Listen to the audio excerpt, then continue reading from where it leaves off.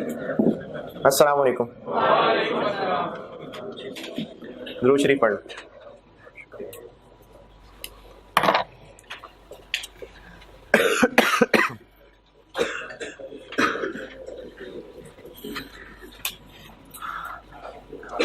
अच्छा, मुझे कल वो कहना याद ही नहीं रहा, मैंने आपको कहे थे कि पास्ट पेपर से ही हमने प्रैक्टिस करनी है। हाँ, तो वो पास्ट पेपर्स अब आपके पास होने चाहिए रोज। वो मुझे रोज नहीं बताना कि अच्छा कल पास्ट पेपर लेके आना, मुझे फिर भी तसल्ली से कहना याद नहीं रहा, मैंने तो सवाल कराने पास्ट पेपर्स का। जी जी, पास्ट पेपर्स होने चाहिए आपके पास अब रोज। सॉफ्ट में सही है, सॉफ्ट में सही, हार्ड में सही, मुझे आपके पास past papers practice question material available होने चाहिए। कितने लोगों के पास है अभी हार्ड कॉपी भी, और अगर किसी के पास मोबाइल में है तो भी, क्योंकि मोबाइल वैसे भी तो देखना ही आपने बैठ के यहाँ पर। अच्छा चलें ठीक है, मैंने एहतियातन 60 कॉपीज कराई हुई है, इसलिए तो आप लोग कागज शेयर करके कर लेंगे सवाल।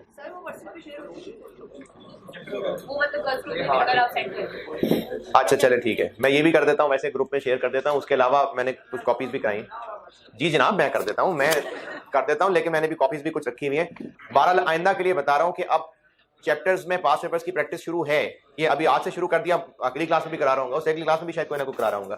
अब से आपके पास ये पास्ट पेपर्स होने चाहिए। मैंने ऑनलाइन वालों के लिए कोर्स में रखे हुए हैं, और आप लोगों को भी कहा था कि कॉपियर के पास अवेलेबल है। अच्छा, अब कुछ लोगों ने ना इनको कंपाइल किया होता है, एक फाइल बनाई होती है, वो भी व्हाट्सएप में चल रहे होते हैं, चल लें, कोई मसला नहीं, आप वो कर लें।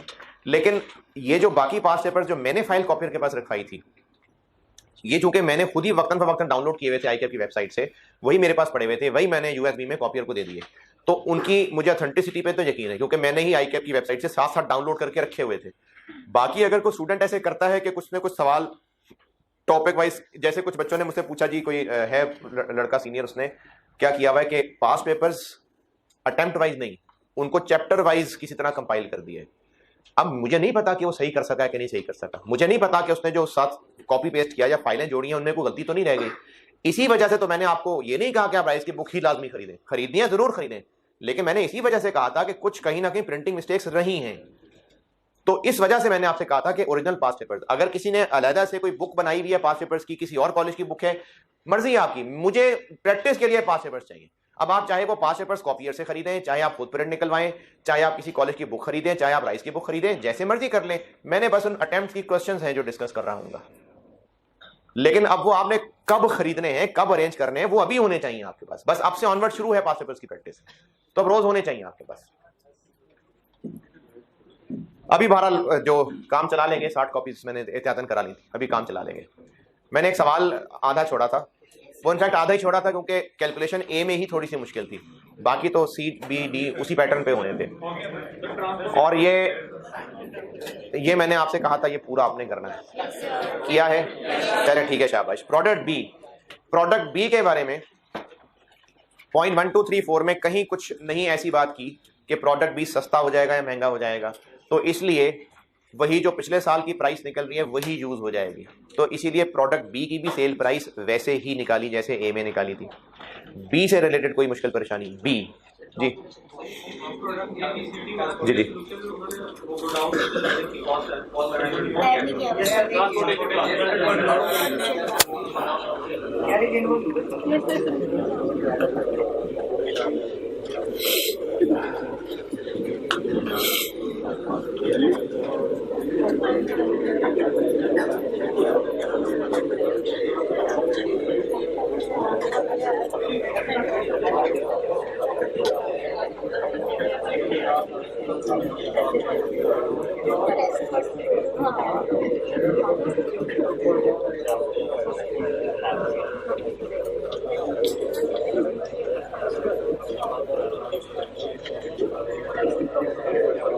हाँ जी, ये एक गलती हो गई है, मैंने ये इस पॉइंट को ना, ये मैंने एक सोल्यूशन बनाया था एक्सेल पे, तो ये पॉइंट इसमें स्किप हो गया।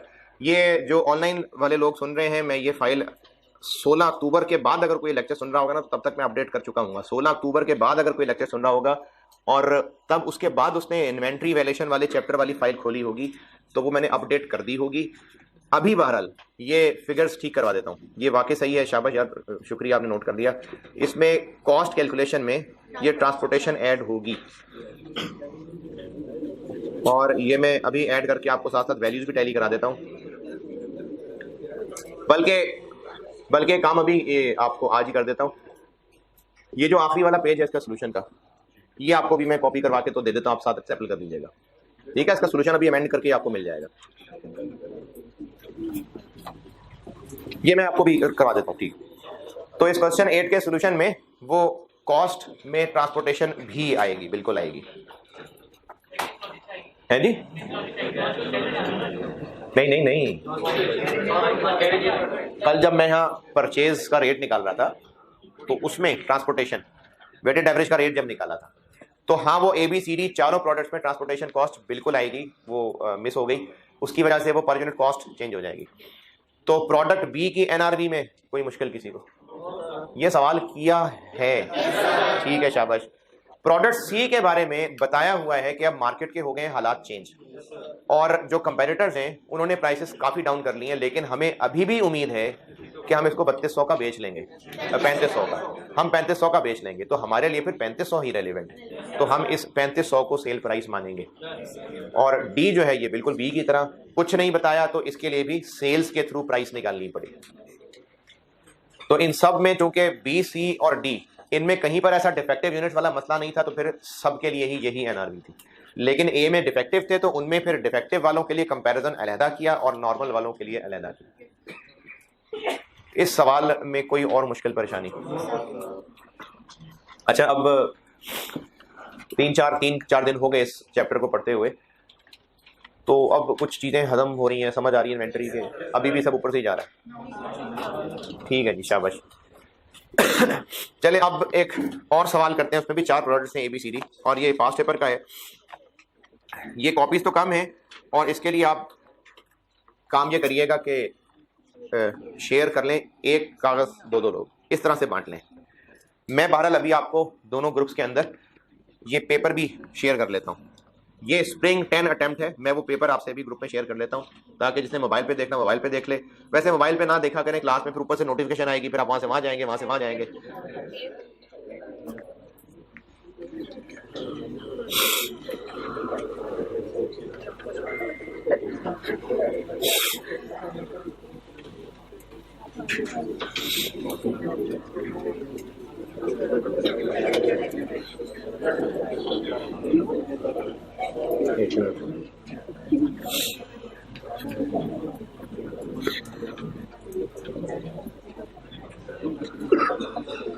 अच्छा, ये बॉयज वाले ग्रुप में तो पहले ही ये पेपर्स की लिस्ट शेयर्ड है।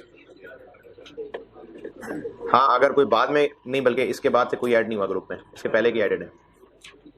और ये तो अभी शेयर किया किसी शहजादे ने, वाह भाई। चले, बॉयज के ग्रुप में शेयर्ड है स्प्रिंग 10, और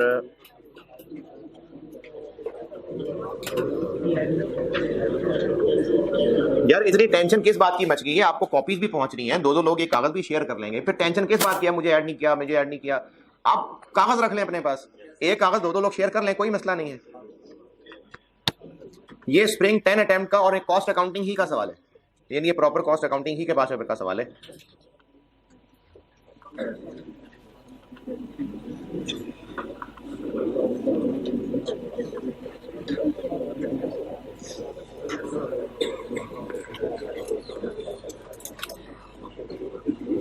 यार अब ये काम ना करें, अभी 10 मिनट पहले एक बंदे ने शेयर किया, एक और ने शेयर कर दिया, ये अब हर कोई नेकी समझ के शेयर कर रहा है। स्प्रिंग वाला ही ऊपर शेयर हुआ है अभी 10 मिनट पहले। यार ऊपर अभी ना किसी ने कंबाइन भी शेयर किए हैं, और उससे जस्ट ऊपर देखो तो मार्च 10 भी शेयर किसी ने किया। अच्छा, बस मैंने ग्रुप में भी शेयर कर लिया, आपको पेज भी पहुंचा दिया। ये स्प्रिंग 2010 का पेज है, पेज एंड तक कोई पहुंचा? बचा कुछ? यही खत्म हो गए? कहीं कहाँ खत्म हो गए? किस लाइन में खत्म हुए आके? किस लाइन तक खत्म हुए पेजेस आके? वहां, और इधर? अच्छा, चले ये कर लें, कुछ 2 लाइनों वाले शेयर कर लें पीछे। ये सवाल पढ़ ले, मैं बोर्ड पे करता हूं।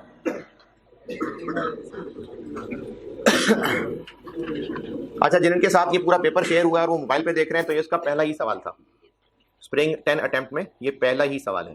और ऑनलाइन वाले स्टूडेंट्स, आपको शेयर किए में पास्ट पेपर स्प्रिंग 10 अटेम्प्ट खोलिए और उसमें ये पहला ही सवाल है, question number 1, XYZ limited manufactures 4 products. ये वाला पढ़ लीजिए, मैं करता हूं इसको बोर्ड पे सॉल्व।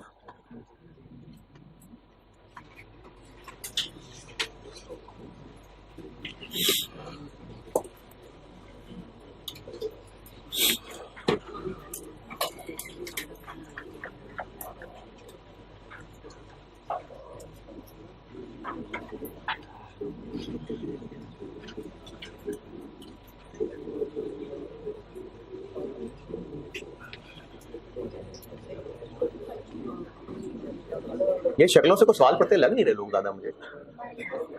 पढ़ लिया? पूरा सवाल पढ़ना था? अच्छा,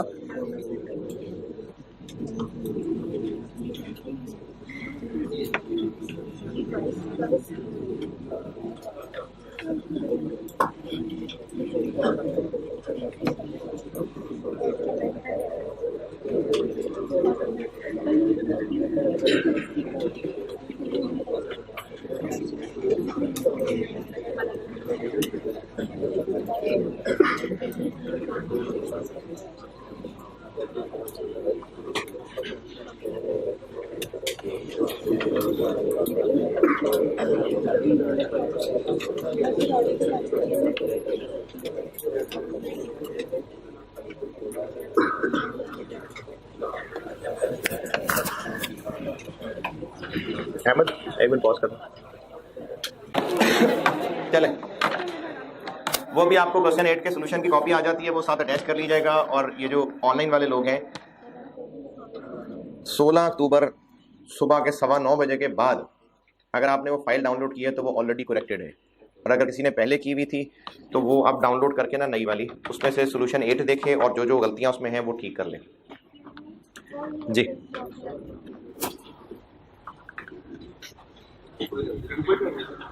ये इसको जरा देखो, जितना ऊपर होता हो जाएगा, ऊपर ही हो जाएगा।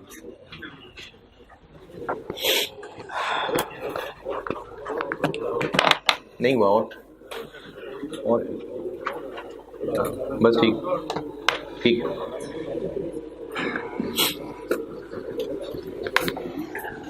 Spring 10 question number 1, XYZ limited. अब इसमें प्रोडक्ट तो फिर वही 4 ही हैं, लेकिन इसमें और पिछले सवाल में एक मेन फर्क ये पड़ा कि उसमें था ट्रेडिंग बिजनेस, ये मैन्युफैक्चरिंग बिजनेस है। बस फर्क इतना होता है कि ट्रेडिंग बिजनेस में चीज़ें खरीद के स्टोर में आ रही होती हैं और मैन्युफैक्चरिंग बिजनेस में बना के आ रही होती हैं। तो 2-3 दिन पहले मैंने जब 5-4 वेटेड एवरेज कराया था, तो एक तो अपने नोट्स में से था ना क्वेश्चन 2 सॉल्व किया, फिर मैंने ज़मानी एक वो बैच 1 बैच 2 वाला सवाल भी लिखवाया। हाँ, तो वो करने में वही था, बस परचेजेस की जगह पर कॉस्ट ऑफ गुड्स मैन्युफैक्चर्ड आ रही थी।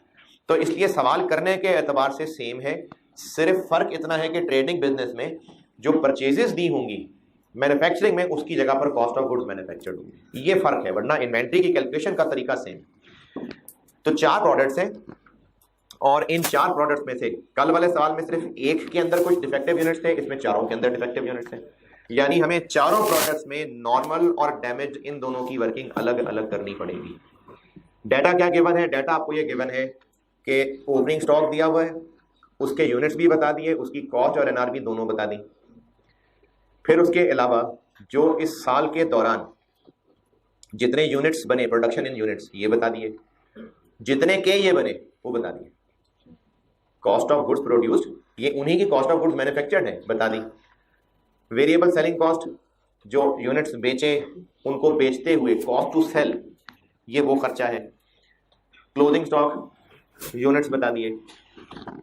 यूनिट कॉस्ट ऑफ परचेज, ये मैं अभी थोड़ी देर बाद जब सॉल्व करूंगा तो बताऊंगा।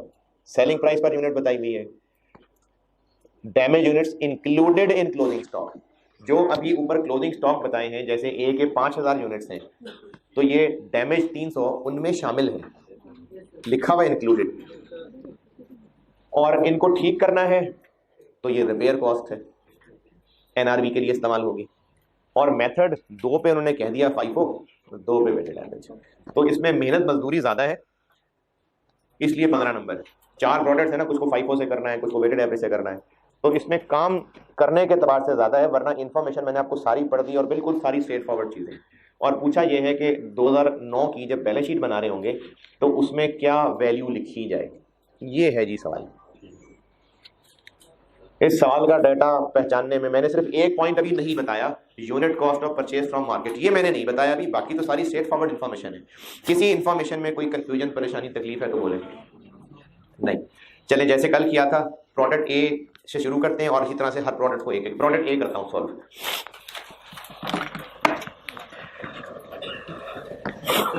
सवाल करने का तरीका फिर सुन ले। सवाल करने का तरीका यह है कि आप पहले सवाल को पढ़ें जरूर, लेकिन ज्यादा ध्यान रिक्वायरमेंट पे करना है। ये मैं इस सवाल की बात नहीं कर रहा, जनरली बात कर रहा हूं। सवाल का डाटा पढ़ें, जरूर पढ़ें, सारा डाटा पढ़ें, ध्यान से पढ़ें। उसके बाद रिक्वायर्ड को पढ़ें। रिक्वायर्ड स्टूडेंट्स अक्सर आधा आधा पढ़ते हैं और वहीं छोड़ देते हैं। तो रिक्वायरमेंट को बहुत अच्छी तरह ध्यान से पढ़ें। उस रिक्वायरमेंट को पढ़ के सवाल प्लान करें कि हमने इसमें करना क्या है, बल्कि नहीं सॉरी, हमने पहुंचना कहां है। देखें, आपने अगर ये फैसला करना है ना कि यहाँ कॉलेज से बाहर निकल के कौन सा रूट लेना है, किस गली में मुड़ना है, तो ये फैसला कैसे होगा किस गली से किस रास्ते से जाना है, जाना कहां है। तो रिक्वायरमेंट है वो जहां पहुंचना है। अब जहां पहुंचना है उसके लिए जो जो चाहिए इकट्ठा कर लेते हैं। जैसे हमें रिक्वायर्ड क्या है, अमाउंट मतलब वैल्यू, तो 4 प्रोडक्ट्स हैं, इनकी वैल्यू निकालनी है। तो इसके लिए क्या चाहिए, इन चारों के यूनिट्स पता हो, इनकी कॉस्ट पता हो और एनआरवी पता हो। और चूंकि डैमेज का जिक्र भी आ गया तो हमें एक्चुअली इसमें 8 तरह से कहले सवाल करने हैं। हर प्रोडक्ट के 2-2 हो गए ना, तो 8 कैलकुलेशंस हो गई, क्योंकि चारों प्रोडक्ट्स में डैमेज भी है, नॉर्मल भी है। तो कॉस्ट और एनआरवी का कंपैरिजन डैमेज नॉर्मल के लिए अलग अलग होता है। तो मेहनत मजदूरी की वजह से 15 नंबर है। अदरवाइज एक प्रोडक्ट अगर सॉल्व कर लेंगे तो बाकी तो फिर उसी तरह से ही सॉल्व होने होंगे। तो पहले प्रोडक्ट ए करते हैं सॉल्व।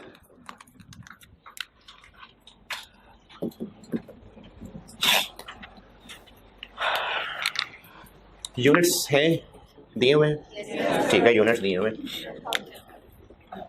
लेकिन उनको अलग अलग कर लेते हैं। नहीं, 10,000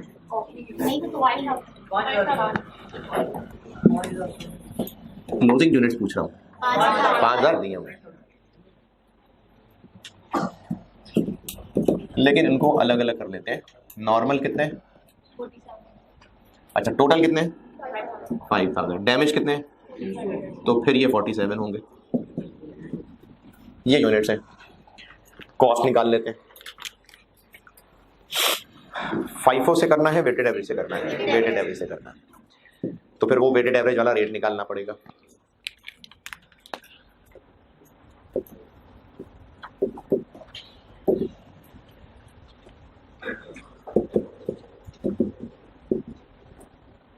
हाँ जी, क्या तरीका होता है उसका, ओपनिंग की अमाउंट प्लस परचेजेस। अब यहाँ परचेजेस तो नहीं होगा, परचेजेस की जगह क्या होगा, कॉस्ट ऑफ गुड्स मैन्युफैक्चर्ड। तो ओपनिंग स्टॉक की अमाउंट, अच्छा इसमें फिर उसने एक चीज टेस्ट की कि आपको ओपनिंग की दोनों फिगर्स बता दी, यानी जब पिछला साल एंड हुआ होगा तो इन्हीं दोनों का मुकाबला किया होगा ना, तो वो भी अभी स्टूडेंट पे छोड़ दिया। तो हमने इसमें से 70-75 में से 70 ही यूज किया होगा। अब वो पिछले साल क्लोजिंग उसी को कहा होगा, तो वही ओपनिंग है 70,000। ये 70 वाली बात तो ओके। प्लस परचेजेस होती है अगर ट्रेडिंग बिजनेस होता, मैन्युफैक्चरिंग है तो plus cost of goods manufactured 4 lakh. Opening के यूनिट्स 10,000, और ट्रेडिंग होता तो परचेज्ड यूनिट्स होते, मैन्युफैक्चरिंग है तो मैन्युफैक्चर्ड यूनिट्स हैं। कितने, 50,000। तो रेट आ गया 7.8। यहां तक को मुश्किल परेशानी, बस देख लें, कॉस्ट ऐसी आसान सी है। और क्या चाहिए, एनआरवी। अच्छा, अब एनआरवी में ना जो कल सवाल किया था उसमें जो डिफेक्टिव यूनिट्स थे उनकी एनआरवी अलग से ही निकाली थी, क्योंकि उनकी सेल प्राइस डिफरेंट थी। यहां पर डिफेक्टिव वाले कितने के बेच लेंगे, डिफेक्टिव वाले कितने के बेच लेंगे, सेल प्राइस, उनकी सेल प्राइस नहीं बताई हुई, बस इतना कहा है कि वो 3 रुपए पे रिपेयर कर देंगे, बस ये नहीं कहा कि इनको बेचेंगे कितने का। तो रिपेयर कर देंगे तो नॉर्मली बना देंगे ना, इसका मतलब है। तो इसका मतलब उनकी सेल प्राइस भी यही है। ये मैं इधर करके दिखाता हूं। एनआरवी पर यूनिट निकालते हैं। एनआरवी पर यूनिट के लिए सेल प्राइस दी हुई है या कहीं कैलकुलेट करनी पड़ेगी, अच्छा, नॉर्मल की बता रहा हूँ पहले, फिर वहां से मैं डैमेज की दोबारा बताता हूँ। सेल प्राइस दी हुई है या कहीं, अच्छा जो दी हुई है बस यही है या एक्सपेक्टेड कुछ और कहा है? नहीं नहीं नहीं, ऐसी एक्सपेक्टेड ना देखना शुरू कर दे, सेल प्राइस पूछ रहा हूँ, सेल प्राइस। वो सेलिंग एक्सपेंसेस की बात कर रहे हैं, सेल प्राइस का बस इसके अलावा और कहीं नहीं बताई ना। ये जो टेबल है ये तो गुजरे हुए साल का डाटा है ना, हमें तो चाहिए होती है एक्सपेक्टेड सेल प्राइस, तो एक्सपेक्टेशन के बारे में कुछ नहीं पता, तो फिर यही होगी कितनी, 10 रुपए, 10 रुपए। हम लोग एनआरवी में जो सेल प्राइस लेते हैं, ये कौन सी सेल प्राइस होनी चाहिए, एक्सपेक्टेड या पास्ट? एक्सपेक्टेड या पास्ट? आपसे पूछा, आपने पूछा ना, हाँ तो बताओ ना। एक्सपेक्टेड होनी चाहिए, कहाँ है एक्सपेक्टेड? सवाल में नहीं है ना, तो फिर किससे काम चलाएं? कल थे क्लास में, कल क्लास में थे, हाँ तो अगर आपको एक्सपेक्टेड सेल प्राइस नहीं दी हुई तो फिर पास्ट से काम चला लें, तो ये वो चला लिया काम जी। वो क्या है जो 10% बढ़ रहा है?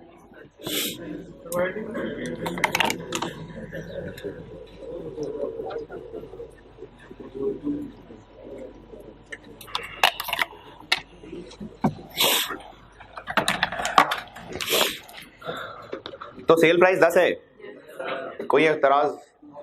अच्छा अब वो लाइन बताता हूँ जो नहीं बताई थी। हम मैन्युफैक्चर कर रहे हैं, मैन्युफैक्चरिंग बिजनेस है, तो इसलिए यहां पर निकालते हुए हमें यहाँ कॉस्ट ऑफ गुड्स मैन्युफैक्चर्ड ही ली है, यूनिट्स प्रोड्यूस लिए हैं। ये जो लाइन लिखी हुई ना, यूनिट कॉस्ट ऑफ परचेज, ये उन्होंने कहा हुआ है कि ये जो प्रोडक्ट हम बनाते हैं वैसे ही अगर ट्रेडिंग बिजनेस करते होते तो वो इतने का खरीदते, unit cost of purchase from market, तो खरीदते, हमें क्या लगे, हम तो मैन्युफैक्चर करते हैं। तो इस लाइन का कुछ भी नहीं करना, कुछ भी नहीं करना मतलब इग्नोर कर रहे हैं। हाँ देखें, हम मैन्युफैक्चरिंग बिजनेस में हैं, हम इन प्रोडक्ट्स को बना रहे हैं, तो बना रहे हैं, कॉस्ट ऑफ गुड्स मैन्युफैक्चर्ड। अगर खरीदते तो इतने की मिलती तो हम थोड़ी खरीद रहे हैं, तो ये जो यूनिट कॉस्ट ऑफ परचेज है ये इररिलेवेंट लाइन है। आगे एनआरवी तक पहुंचने के लिए क्या करें? अच्छा अब एक वर्ड आ गया, वेरिएबल। मैंने आपसे कल परसों कहा था कि वेरिएबल फिक्स जहां जहां जब जैसे मैं खुद इंट्रोड्यूस कराऊं तो कराऊं, आपने हर जगह वेरिएबल फिक्स में नहीं जाना। एनआरवी निकालते हुए सेल प्राइस माइनस कौन कौन से खर्चे कर रहे होते हैं, फार्मूला रटा रटाया नहीं पूछ रहा, कॉन्सेप्ट पूछ रहा हूं। नहीं ये तो फार्मूला रटा रटाया होगा ना, मैं आपसे कॉन्सेप्ट पूछ रहा हूं। एनआरवी का कॉन्सेप्ट ये है कि जो चीजें हमारे पास पड़ी हुई हैं अब से ऑनवर्ड, इनको जब बेचेंगे तो इतने का बेचेंगे, इतने का बेचने के लिए क्या क्या खर्च करना पड़ेगा वो सब लेस होगा। अच्छा इसमें शायद मैंने एक और जुमला बोला था, नहीं बोला था तो आप सुन ले, मुझे लगता है बोला था कि बेचेंगे तो ये खर्चा होगा, नहीं बेचेंगे तो नहीं होगा। ठीक है, हमने वो खर्चे इसमें से लेस करने हैं जो बेचने के खर्चे, और वो खर्चे बेचने के हैं, ये ऐसे ही साबित हो रहा होता है कि बेचेंगे तो खर्चा होगा, नहीं बेचेंगे तो नहीं होगा। इस चीज को सिर्फ बताने समझाने के लिए ये वर्ड वेरिएबल यूज किया गया। यहां पर टेबल के अंदर आपको वेरिएबल सेलिंग कॉस्ट नजर आ रही है, ये यही बताने के लिए है कि ये वही खर्चे हैं जो बेचते थे तो खर्चे होते थे, नहीं बेचते थे तो नहीं होते होंगे, यही होते हैं ना वेरिएबल। वो सिर्फ ये बात समझाने के लिए वर्ड वेरिएबल जोड़ गया साथ, वरना ऐसा जहां पर कोई वेरिएबल फिक्स का काम नहीं है। ये वेरिएबल सिर्फ ये बताने के लिए, सेंस शो करने के लिए था कि ये बेचे थे तो ये खर्चे हुए थे, ज्यादा बेचा था तो ये ज्यादा खर्चे हुए थे, कम बेचते तो कम खर्चे होते, सिर्फ इसलिए समझाने के लिए कि हाँ ये वो खर्चा जो कॉस्ट टू सेल है। अच्छा अगर यहां पर कोई फिक्स सेलिंग खर्चे भी दिए होते, हमारा सेल्स डिपार्टमेंट है उसको लोगों की एनुअल सैलरीज जा रही हैं, तो उसको एनआरवी में लेते क्यों? क्योंकि एनआरवी में हमने कौन से खर्चे लेने कि बेचेंगे तो खर्चा होगा, नहीं बेचेंगे तो नहीं होगा, तो इसलिए ये वेरिएबल का वर्ड साथ लिखा हुआ, वेरिएबल का वर्ड यहां लिखा है, क्लियर? हाँ जी ठीक है, बांट दो और बाकी है ना बैंक में रख देना यार, बैंक के ऊपर ही रख देना। अच्छा ये ऑनलाइन स्टूडेंट्स में से ना कुछ बच्चे हैं जो यहाँ कॉपियर से आके उसका ले जाते होते हैं प्रिंट आउट, तो ये मैंने कॉपियर के पास भी सही वाले रखवा दिए हैं, इन्वेंट्री के सॉल्यूशंस। तो ये जो मैं पेज आपको नजर आ रहा है कि यहाँ बैठे बच्चों को बांट रहा हूँ, तो ये सिर्फ उसका करेक्ट सोल्यूशन है जो बांट रहा हूँ। ये क्वेश्चन नंबर 8 का करेक्ट सोल्यूशन है, जो आपने कॉपीज ले ली हुई थी उनमें से एंड पे इसको स्टेपल कर लें। अच्छा आप इसको स्टेपल तो खैर अभी क्या करेंगे, अभी उनके साथ ही रखें, क्योंकि पेज इधर उधर आप रख देंगे फिर ये इधर उधर ही रह जाएगा, अभी ये नोट्स निकालें जो यहाँ बैठी हुई कॉम है, और ना सिर्फ ये पेज उसमें रखें बल्कि उसको कट भी करें क्वेश्चन 8 के सोल्यूशन को, वरना ये पेज इधर उधर हो जाएगा और फिर आप 2 महीने बाद जिंदगी में कभी पढ़ने का मौका मिला तो फिर से वो गलत वाला क्वेश्चन खोल के बैठ जाएंगे। जी एक मिनट, अभी जो इन्वेंटरी वैल्यूएशन के नोट्स है ना उनमें साथ रखें ये सोल्यूशन जो दिया है, और जो उसमें पहले क्वेश्चन 8 का सोल्यूशन मौजूद है वो काटें।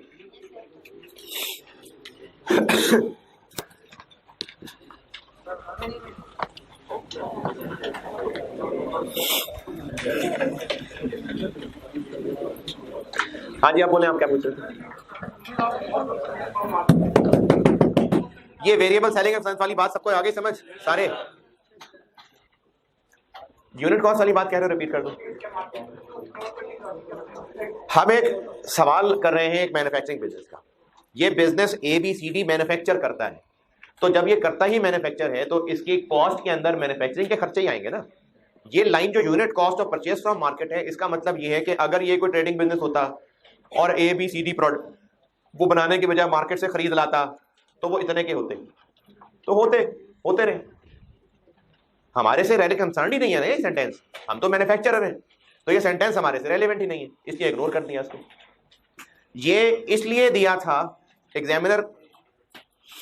अच्छा सबसे बात कर रहा हूं, ये जो यूनिट कॉस्ट ऑफ परचेज है ना, ये शायद इसलिए दिया होगा कि वो ये देखना चाह रहे होंगे कि स्टूडेंट्स कहीं इसको तो नहीं NRV ले लेते, शायद इसलिए रखा होगा। जी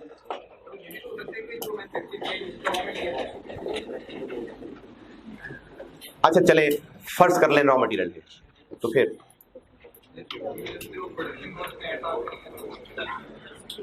जब आपको टोटल प्रोडक्शन कॉस्ट 4 लाख बताई है, कॉस्ट प्रोडक्शन कॉस्ट बताई है, प्रोडक्शन कॉस्ट लिखी है ना, पूरी वर्ड लिखा हुआ है, production cost of goods produced लिखा हुआ है टोटल, तो इसमें ये मटेरियल जो पर यूनिट है ये ऐड करवाने के लिए दिया होगा।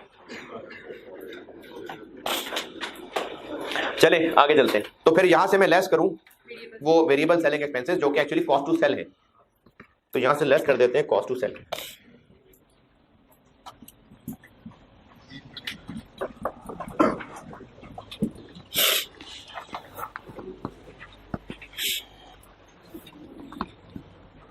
लिखना नहीं अभी, चले मैंने इसमें से ये कर दिया माइनस, नहीं तो दिया ही 60,000 है।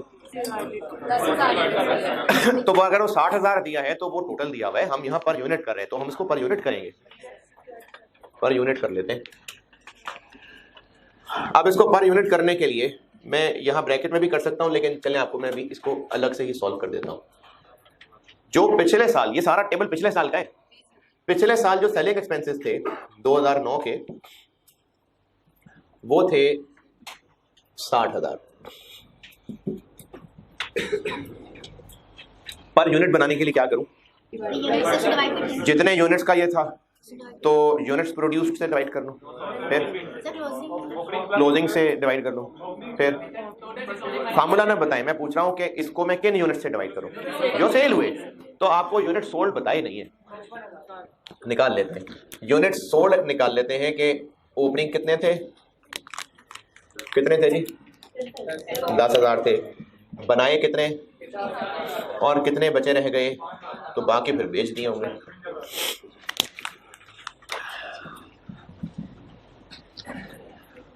तो इसको डिवाइड करेंगे तो पता चल जाएगा कि एक यूनिट को बेचने का कितना खर्चा था।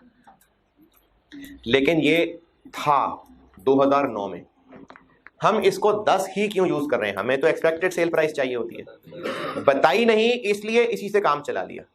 कॉस्ट टू सेल भी हमें लास्ट गुजरे हुए ईयर वाला चाहिए कि अगले ईयर वाला, अगले ईयर वाला, वो बताया हुआ लास्ट लाइन सवाल की। ये जो सेलिंग एक्सपेंसेस हैं ये 10% अगले साल महंगे हो जाएंगे, तो ये जो निकलेंगे ये तो पिछले साल वाले निकलेंगे। कितने निकलेंगे, 1 point this divide by this 0.9, लेकिन हमें तो एक्सपेक्टेड चाहिए जो 2010 से रिलेटेड है।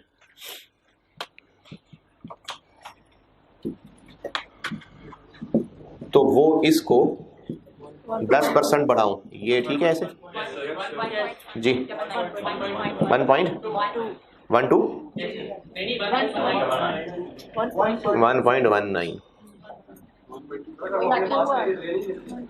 1.19 से आगे भी चल रहा है, 1.2 कर लेते हैं। ये आ गई एक्सपेक्टेड कॉस्ट टू सेल। जी जनाब क्या कह रहे हैं?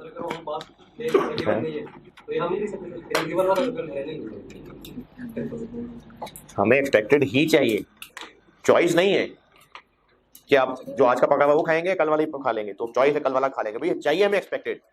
क्योंकि सेल प्राइस एक्सपेक्टेड नहीं है तो पिछले से काम चला लिया, वरना एक्सपेक्टेड ही चाहिए। तो कॉस्ट टू सेल आ गई 1.2, एनआरवी बन गई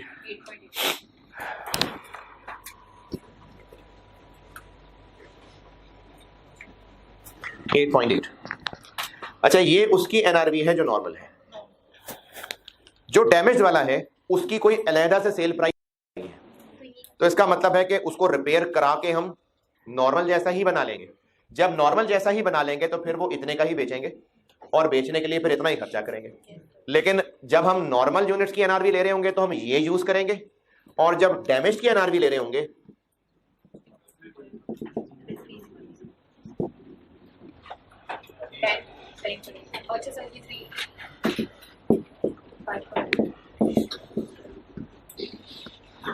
जब हम नॉर्मल वालों को सॉल्व कर रहे होंगे तो ये एनआरवी यूज कर रहे होंगे, और डैमेज वालों के लिए ये एनआरवी यूज कर रहे होंगे। जी अगर नहीं वैल्यू दी होती कि हम डैमेज को ऐसे भी बेच सकते हैं, और ये भी कहा होता कि यार रिपेयर करके नॉर्मल बेच रहे हैं। अच्छा सवाल ये किया है कि मैंने कल आपको एक पॉइंट समझाया था कि जो खराब है उनको खराब के तौर पे ही सस्ता बेच लें या रिपेयर करके बेच लें, तो फिर उनमें से किसको एनआरवी लिया जाए? जो हाईएस्ट एंड में से। तो हाँ यहाँ टेस्ट हो सकता था, बिल्कुल हो सकता था, लेकिन क्योंकि ऐसा कुछ नहीं है तो फिर ये NRV per unit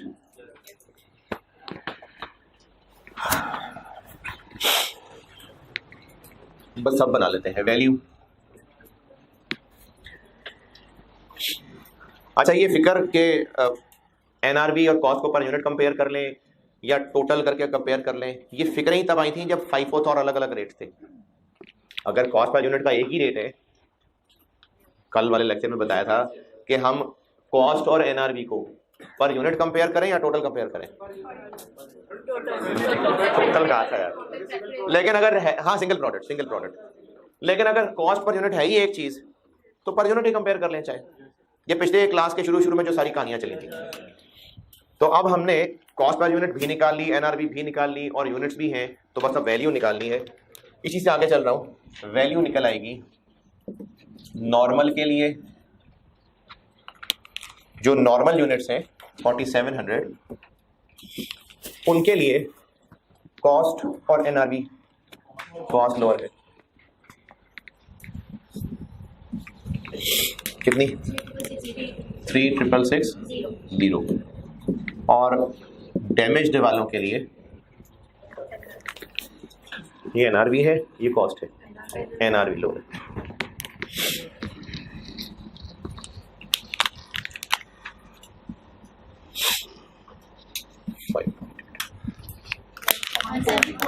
one seven ये हो गया प्रोडक्ट ए।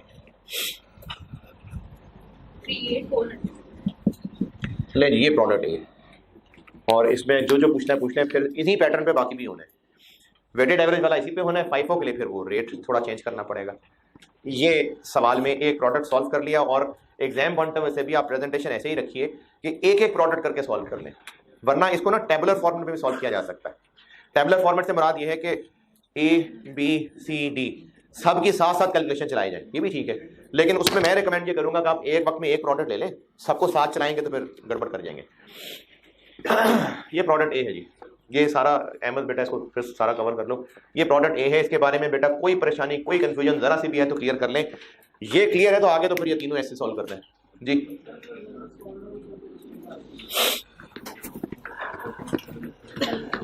यूनिट सोल्ड हमें चाहिए क्यों थे, पहले तो ये बताओ ना। क्योंकि हमें यहां पर कॉस्ट टू सेल एक यूनिट की चाहिए थी, टोटल दी हुई थी, तो पर यूनिट निकालने के लिए यूनिट से डिवाइड, देखें ये 60,000 रुपए जितने यूनिट्स बेचने का खर्चा था उतने यूनिट से डिवाइड करेंगे तो एक यूनिट का पता चल जाएगा। तो यूनिट सोल्ड चाहिए थे, नहीं दिए हुए, ओपनिंग यूनिट्स दिए हुए हैं, जो बनाए वो दिए हुए हैं, और जो क्लोजिंग है वो दिए हुए हैं।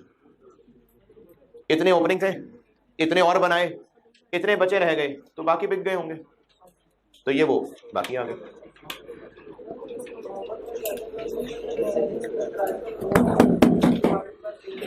अच्छा एक मिनट, वैसे तो जब मैं पढ़ा रहा हूं तो आप तो माशाल्लाह अच्छे बच्चे चुप करके सुन ही रहे हैं, लेकिन ऑनलाइन वाले बच्चों को ना एक मसला ये है कि मैं जब किसी से सवाल पूछ रहा हूं तो फिर आप लोग आपस में डिस्कशन शुरू कर देते हैं, बेटा शोर बन जाता है। जब मैं बिल्कुल खामोश, मैं कुछ नहीं बता रहा, किसी से सवाल नहीं पूछ रहा, फिर आप हालचाल भी पूछे, गप्पे मारे, लेकिन जब मैं किसी से सवाल पूछ रहा हूं, मैं पढ़ा रहा हूं, तो सब बेटे शोर ना किया करो।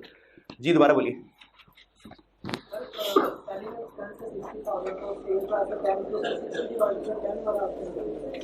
क्या आ जाएगा इससे? 60 तो आ जाएगा यार, मैंने सवाल ही सही नहीं पूछा, वो तो 60 आएगा। 60,000 रुपए है टोटल एक्सपेंसेस। आप कह रहे हैं कि इसको मैं 10 रुपए से डिवाइड कर लूं, तो क्या बन जाएगा ये है? 6,000 वो क्या होगा? 6,000 पर यूनिट होगा।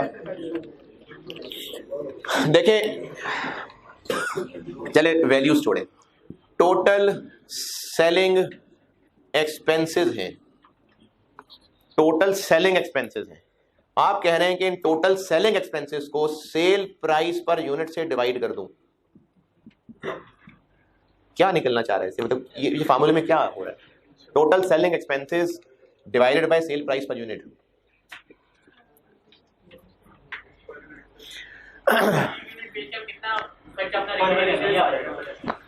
इसका से डिवाइड करना बन नहीं रहा ना।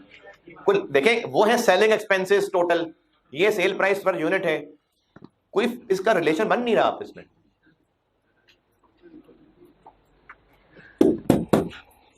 इस टोटल सेलिंग एक्सपेंसेस को हम सेल प्राइस पर यूनिट से डिवाइड करके क्या हासिल हो जाएगा इससे? ये फार्मूला हम जब भी को मल्टीप्लाई डिवाइड कर रहे हैं तो ये सेंस भी तो देखें ना कि हम ये टोटल को किस चीज से डिवाइड करें, इसका ताल्लुक इससे क्या है। क्रिकेट देखते हो, टोटल इतने रन्स पड़े हैं एक बॉलर को, डिवाइडेड बाय उसने इतने ओवर कराए हैं, क्या आंसर आ जाएगा? इकोनॉमी पर ओवर आ जाएगी ना। इतने टोटल रन्स खाए उसने, डिवाइडेड बाय इतने ओवर कराए हैं, इन दोनों चीजों में कुछ तुक है ना।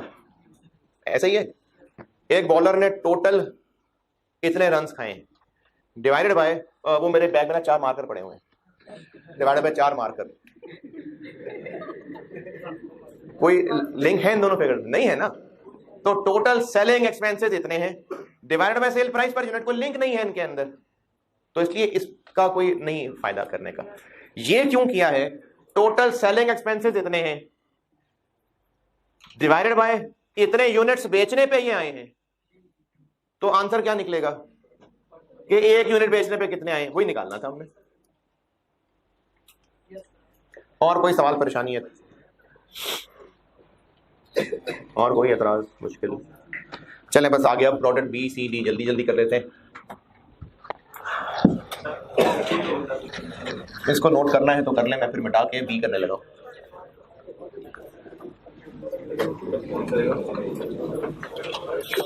अच्छा, इसके जो पीछे आई कैप का सोल्यूशन है वो गलत है, इसलिए ये नोट करिएगा। उसमें गलती ये है कि डैमेज और नॉर्मल को अलग अलग कंपेयर नहीं किया हुआ, मिला दिया नॉर्मल डैमेज को साथ, तो सही नहीं है, तो इसलिए इसको नोट करिएगा।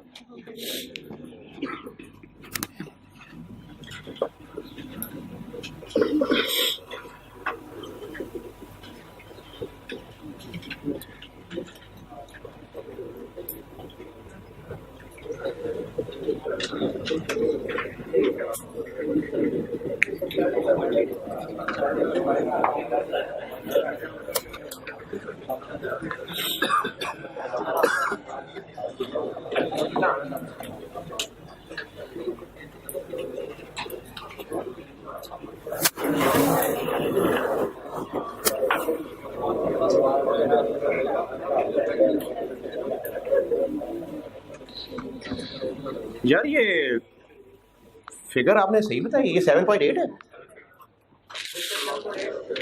नहीं यार, ये करें फॉर्मूला दोबारा। हाँ तो 8.3 है ना भाई, 2 डेसिमल मैंने आपसे कहा था कि 2 डेसिमल तक रहा करें। $7.83। अच्छा, वैसे अगर किसी ने पेपर में 7.8 कर भी दिया तो वो गलत नहीं होगा, नहीं होगा गलत। अगर फिर भी कोई फेल हुआ तो उसकी कोई और गलती होगी, इसकी वजह से कोई फेल नहीं होगा। 7.83 7.83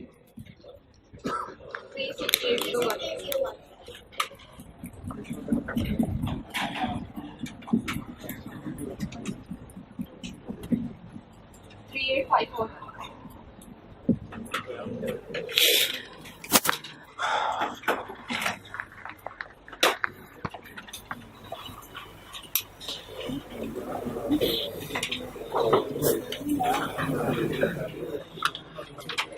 प्रोडक्ट ए डन।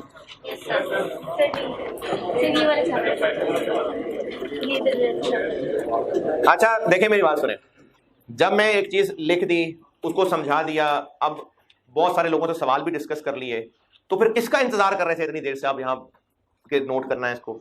जब बात खत्म हो गई, समझा दिया, तो करें नोट।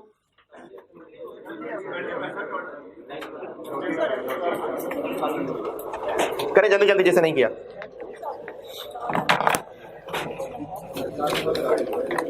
क्या जी?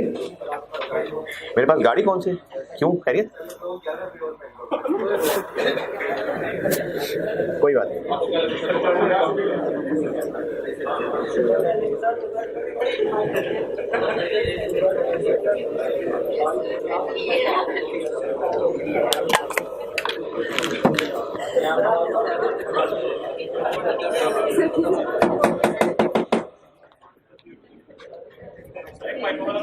क्या जी?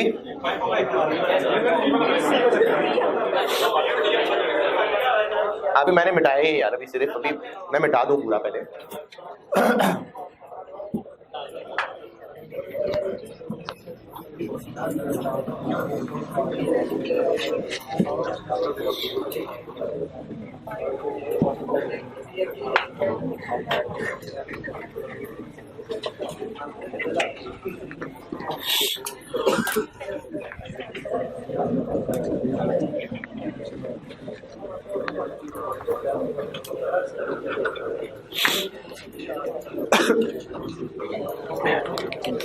प्रोडक्ट बी बिल्कुल ऐसे ही होगा, फिगर्स बदलेंगे सिर्फ।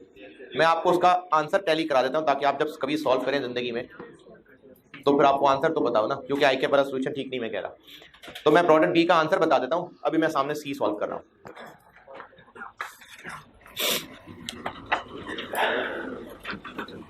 बल्कि 2 मिनट लगेंगे। करें शाबाश, प्रोडक्ट बी करें अभी अभी आप करें, जल्दी जल्दी तेज तेज लिखें, प्रोडक्ट बी सॉल्व करें।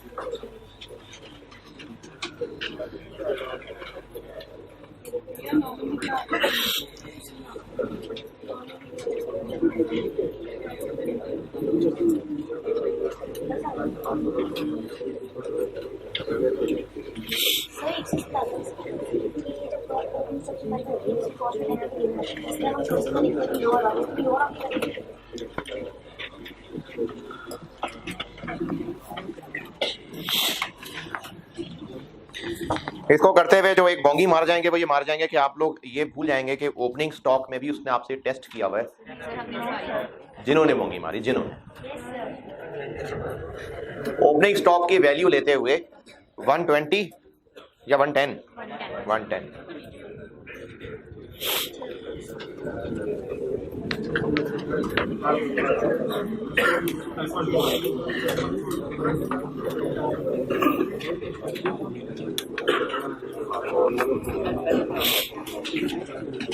क्योंकि जो ओपनिंग स्टॉक है ये पिछले साल क्लोजिंग था और उसको ऐसे ही वैल्यू किया गया होगा। वो तो आपको उसने वही चीज टेस्ट कर ली सवाल के अंदर कि करो, खुद ही वैल्यू करो।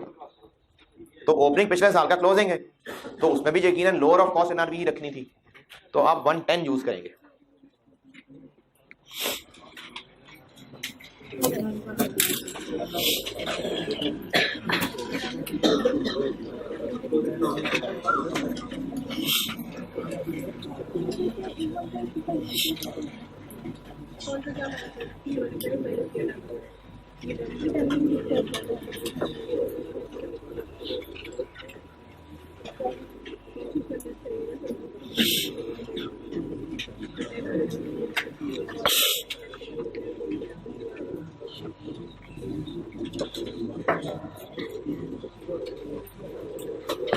हाँ जी, कितनी देर?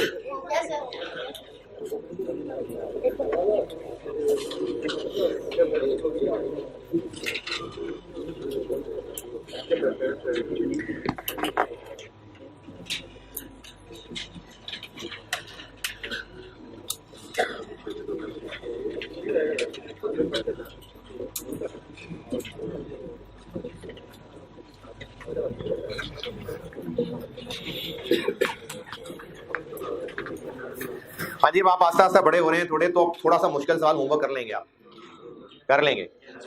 और नहीं करेंगे तो गोली थोड़ी मार दी जाएगी। जो मसले होंगे करूंगा डिस्कस आपसे। और 2 सवाल दे रहा हूँ। छुट्टियां भी आ सकती हैं, अचानक छुट्टियां ज्यादा आ सकती हैं, ज्यादा छुट्टियां हो सकती हैं, तो 2 सवाल दे रहा हूँ। और आप ये करके आ रहे हैं दोनों। प्रैक्टिस को ये क्वेश्चन नंबर 5, प्रैक्टिस क्वेश्चन 5, ये नोट्स में से 5 किड्स पार्टी। और क्वेश्चन नंबर 7 हम्माद लिमिटेड। ये अभी तक जितने किए ये उनसे लेवल ज्यादा है, लेकिन आपने करना है। मुश्किल बेटा होगी तो कोई बात नहीं, करेंगे डिस्कस। क्वेश्चन नंबर 5 कहा है और 7 कहा है। क्वेश्चन 5 किड्स पार्टी के नाम से है। क्वेश्चन 7 प्रोडक्ट भी डन। फिगर सुनने पे टैली कर लें। सबसे पहले तो जो आपने पर यूनिट कॉस्ट निकाली हुई है वो आ जाएगी 9.47।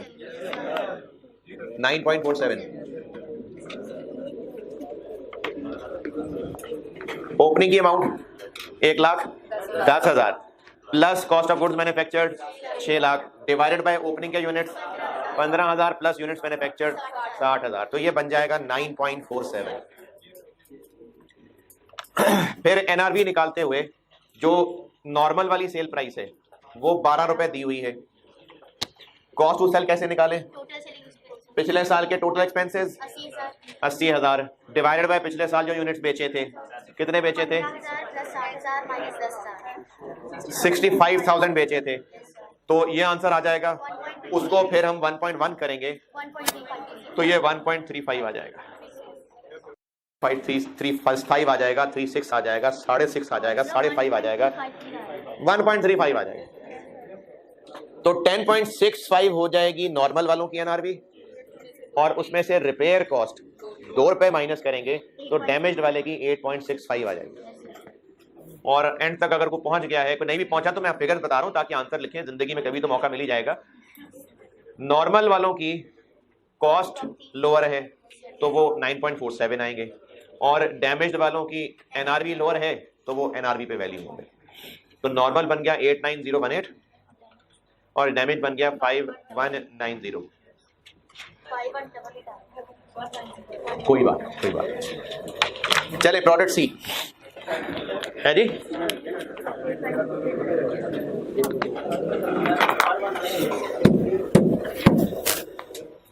अच्छा, वैल्यूज तो मैं बता ही रहा हूं, लेकिन थोड़ा सा आपको जोड़ने के लिए यूनिट्स टैली हो गए, मैंने कॉस्ट पर यूनिट भी बता दी, वो भी टैली कर ली आपने, एनआरवी पर यूनिट भी टैली करा दी। अब यूनिट्स को कॉस्ट पर यूनिट से मल्टीप्लाई करने का आंसर भी जरूरी है बहुत टैली कराना। मतलब यूनिट्स भी पता है नॉर्मल दिए हुए हैं, कॉस्ट पर यूनिट भी टैली हो गई, एनआरवी पर यूनिट भी आ गई। अब आप उसका मल्टीप्लाई बाय दिस करके आंसर भी यकीनन टैली करना चाह रहे हैं। चलें कर ले। कॉस्ट पर यूनिट निकली थी 9.47, यही है। तो जब आप उसको नॉर्मल यूनिट्स, अच्छा नॉर्मल यूनिट्स कितने हैं 9400, तो 9400 को जब 9.47 से मल्टीप्लाई करेंगे तो 89018 आ जाएगा। और डैमेज यूनिट्स 600 हैं और उनकी एनआरवी लोअर है, तो जब आप 8.65 से मल्टीप्लाई करेंगे तो 5190 आ जाएगा। और इनको प्लस भी कर लेंगे, वो भी सुन लें आंसर, वो 94208 आ जाएगा। चले product C. Product C total कितने हैं जी? हाँ मतलब क्लोथिंग यूनिट टोटल 15,000। खराब कितने हैं इनमें से? 800। तो फिर प्रोडक्ट सी के ये क्लोथिंग यूनिट्स हो गए। प्रोडक्ट सी को वैल्यू करना है FIFO, जो उसकी कॉस्ट कैलकुलेट करनी है वो FIFO मेथड है। FIFO मेथड में ये देखना जरूरी हो जाता है कि किनमें से बचे होंगे। दो तरह के हैं। ओपनिंग कितने थे यूनिट्स? प्रोडक्ट सी पे हैं हम, ओपनिंग कितने थे? 20,000। मजीद कितने बनाए? तो बस ये दो ही तरह के हैं ना लॉट्स अवेलेबल, ये पहले पड़े थे, ये और बनाए हैं। तो ये 15,000 किन में से हैं? न्यू में। ये FIFO में बस हमने एक चीज देखनी है कि ये किन में से है, तो ये इनमें से है। तो फिर हमें सिर्फ इन्हीं की पर यूनिट कॉस्ट चाहिए, क्योंकि ये इनमें से ही है। तो देख लें कि इनकी पर यूनिट कॉस्ट क्या है। तो इनकी पर यूनिट कॉस्ट निकालने के लिए इन्हीं की कॉस्ट 825 डिवाइडेड बाय 75,000 11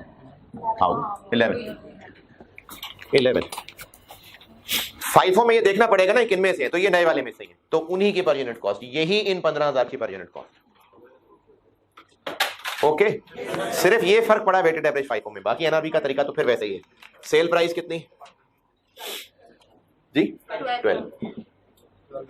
पिछले महीने, पिछले साल टोटल कितने सेलिंग एक्सपेंसेस थे?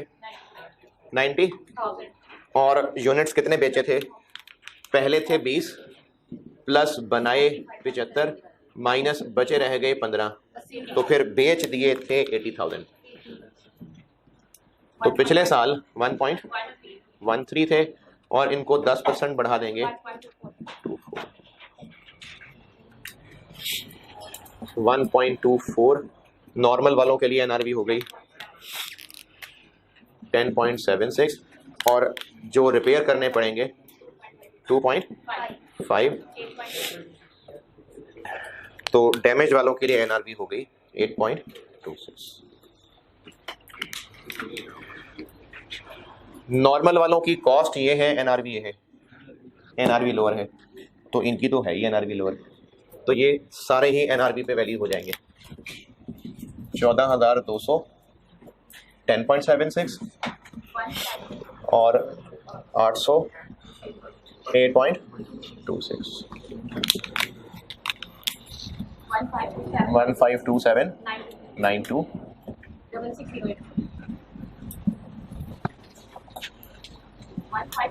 159 ये प्रोडक्ट सी है।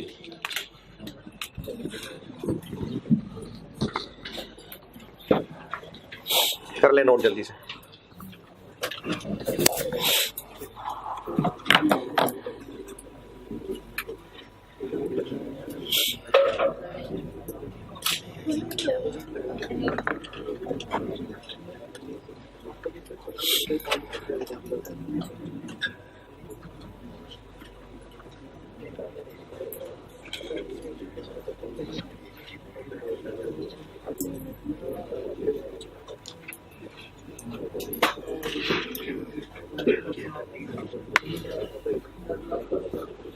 क्या जी, क्या हुआ?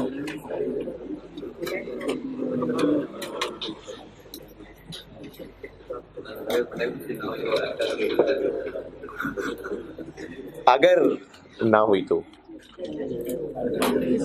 टेस्ट, तो वो टेस्ट का प्लान तो टेस्ट का प्लान है ना, उसका क्लासेस से क्या ताल्लुक है जी?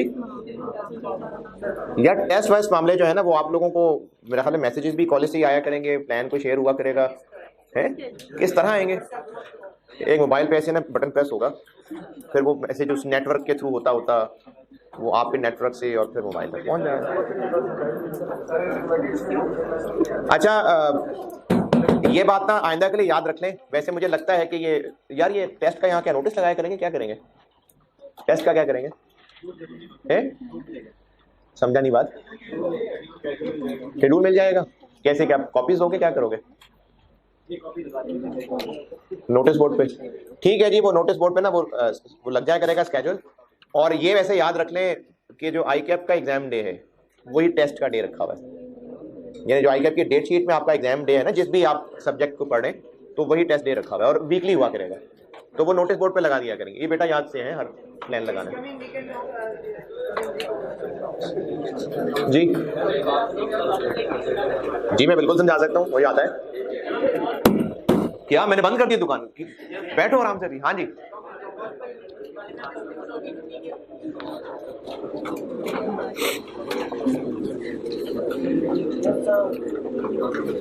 इजाजत है, सवाल सुन लूं?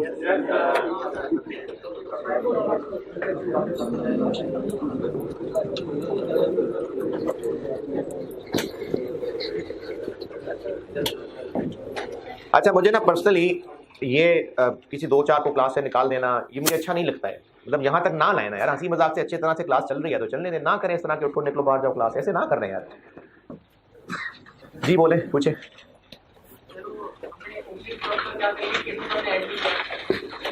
इसमें ओपनिंग स्टॉक क्यों नहीं लिखा भाई? FIFO मेथड है। FIFO मेथड में हमने ये देखना है कि ये 15,000 किन में से बचे हुए हैं। तो हमारे पास स्टोर में 2 तरह की चीजें मौजूद हैं, एक वो जो पिछले महीने से आ रहे थे और एक वो जो इस महीने में बन के आए। ये 2 ही तरह की लॉट्स हैं, तो देखना पड़ेगा कि ये किन में से। तो FIFO है तो ये नए वाले में से होंगे, तो नए वालों में से ये पूरे हो रहे हैं, इसलिए हमने सिर्फ उन्हीं की पर यूनिट कॉस्ट निकाली। वेटेड एवरेज में ओपनिंग को भी जरूरी था ऐड करना।